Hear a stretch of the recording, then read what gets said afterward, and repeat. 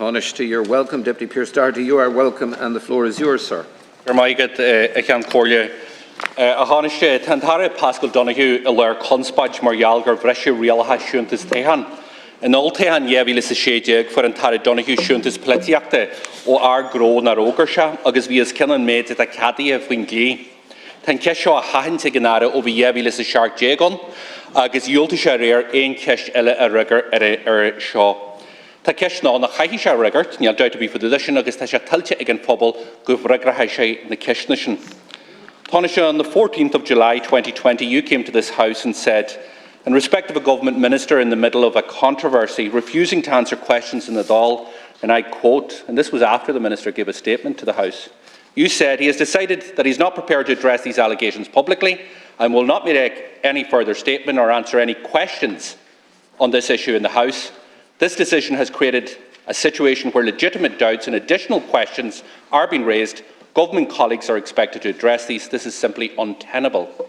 It is my view, you went on to say, that Deputy Cowan has an obligation to come before the House.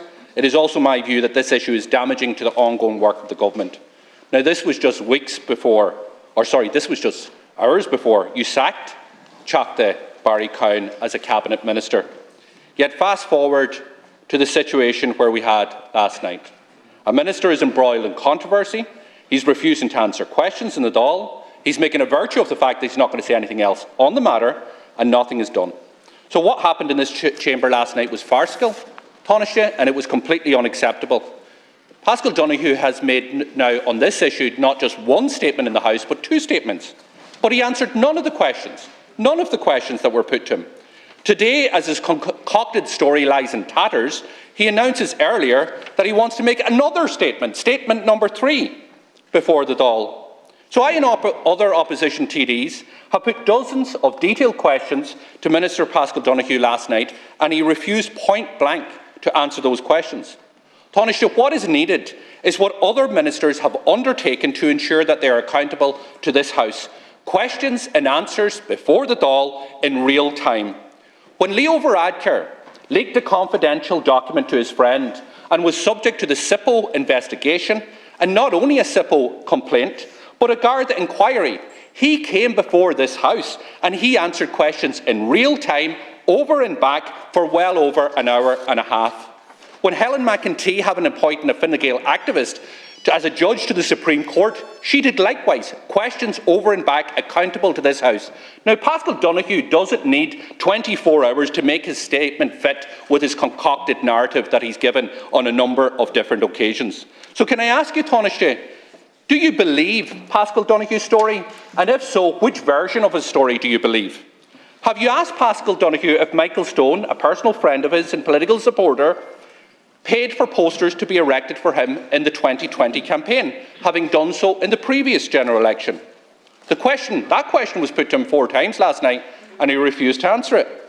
Have you asked Paschal Donohue anything about this in terms of this controversy that he's embroiled in? Or is it, Taoiseach, one rule for your government ministers and another rule for Fine Gael government ministers? And can I ask you, will you ensure that the government whip now bring an amendment to the order of this House so that there is proper question and answers of this minister who point blank refused to make any other comment on this matter, but is forced to make a U-turn and wants to make a third statement? A statement doesn't cut it. We demand accountability, we demand question and answers of the minister, and we demand the minister comes clean.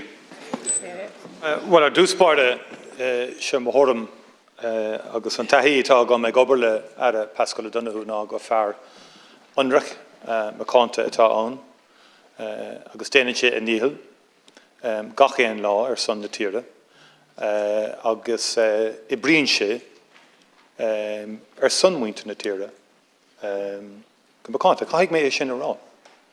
Sin an tahi atá gom héin agus mé gobar le Paschal Donohue feadh goblín go le agus chaithg mé sin a chur os cór na Dála. I'm essentially saying that I have found Paschal Donohue working with him in government over the last 2.5 years. I found him to be a very competent, dedicated and honourable minister. I have to put that on the record of the House. That is my experience in my engagement with him. And I think he has the country's interests at heart in the discharge of his duties as a minister. Secondly, I would also offer the viewpoint that in a legitimate controversy of this kind, in an issue of this kind, we do need balance and perspective in terms of how we approach these issues. Just make that point in terms of the issue at stake here. It's absolutely essential that members across the House adhere to the regulations and the rules governing political donations, electoral spending, and the various rules that this House has created through legislation to ensure the proper conduct of elections and political affairs in this country. That's important. But in the consideration of that, then, we need to have balance and perspective in terms of the issues at hand. Thirdly, I would say this. Minister Donohue has come before the House. My understanding is that Minister Donohue is coming at the earliest opportunity before the House again in relation to this issue.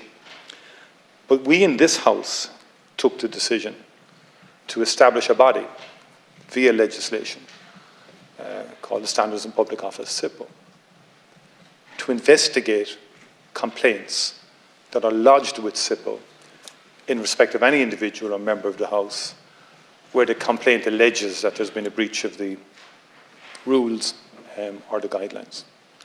Now, the Minister has come before the House, but I think a legitimate question we all have to ask ourselves in respect of electoral laws and the political donation regulations, is it the view that we should have a parallel process in terms of detailed investigations, parallel with SIPO?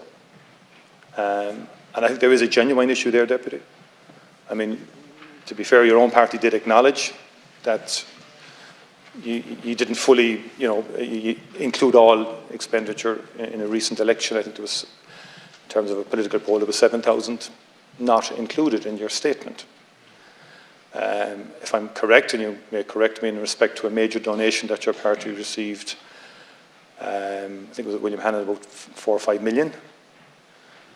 You have always said you're a 32-county party, but in respect of any complaints to SIPO or any accountability to SIPO in regards to that legacy of 4 to 5 million, which is extraordinary in itself, you opted to say that there's a 6-county party of Sinn Féin to which that money has gone to, and that it hasn't gone to the party in the Republic. Now, some would say that's a circumvention of the SIPO rules and regulations. You may disagree with that, but I merely say that people can complain and legitimately, and then we have to weigh up who does the investigation ultimately in terms of the detail of a complaint. And there is a danger, and I do understand, and I fully subscribe to the idea of accountability to the House, and perhaps maybe in the aftermath of a SIPO investigation, that accountability can be dealt with in more detail. But there is a problem here now in terms of how I determine how members want to proceed. So you also didn't answer any of my questions.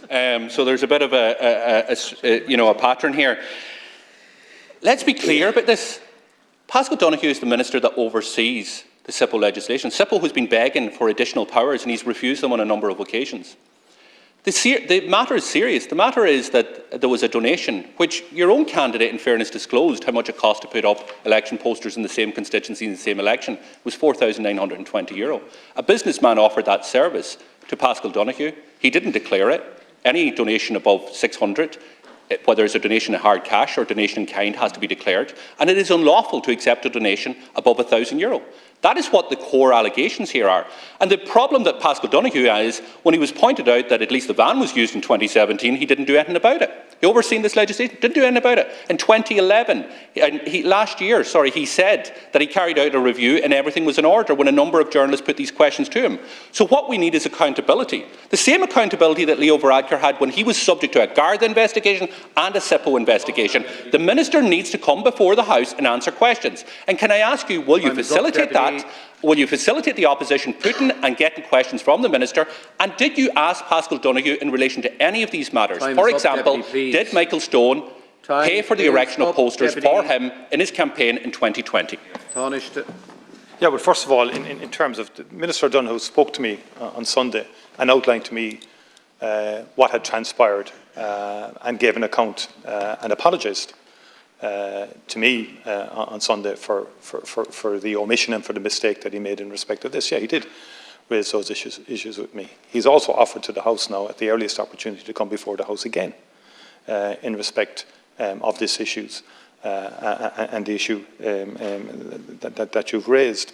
And I'm struck by the language that you've used in questioning me. So you said you've used the phrase concocted. So that's a very partisan comment. You're entitled to make that comment, but it's a very partisan comment. And it strikes me that the reason why the House established SIPO in the first instance by legislation was to ensure an independent, rigorous, procedurally correct approach to investigating any alleged breaches of the regulations that we have created within this House. And the very language that you use in terms of your subjective assessment, which you're entitled to have, I think underpins the reason why SIPO was established in the first place. Deputy Holly.